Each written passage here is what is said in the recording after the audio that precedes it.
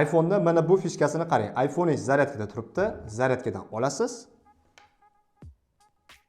Зарядка 28. Zaryadkangiz necha foiz to'lganligini aytyapti. Buni komanda orqali qilsa bo'ladi. Hozir sizlarga o'rgataman, uning uchun siz videoga like bosib qo'ying.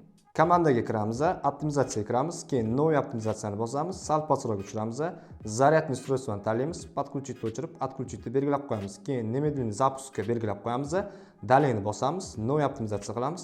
Bu yoqqa состояние аккумуляторni yozamiz. Mana chiqib keladi o'zi. Ikkinchisi shuni tanlaymiz, keyin yana poiskka произнести deb yozamiz. Yozib bo'lganimizdan keyin mana bu yoqqa zaryadka deb yozamiz. Mana zaryadka. Mana zaryadka yozamiz, готов qilamiz. Bo'ldi, endi chiqib ketamiz. Mana endi iPhone'ni zaryadkaga qo'yamiz. Qo'yganimizdan keyin qanchadir vaqtdan keyin zaryadkadan sug'urganimizdan keyin zaryadkamiz necha foizligini aytadi. Зарядка 27. Mana ko'rdinglarmi?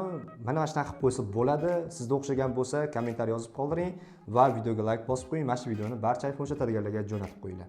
Bu komandani o'chirib tashlamoqchi bo'lsangiz, optimizatsiyaga kirasiz, qilgan komandangizni chapga surasiz, ular yetib borasiz, bo'ldi.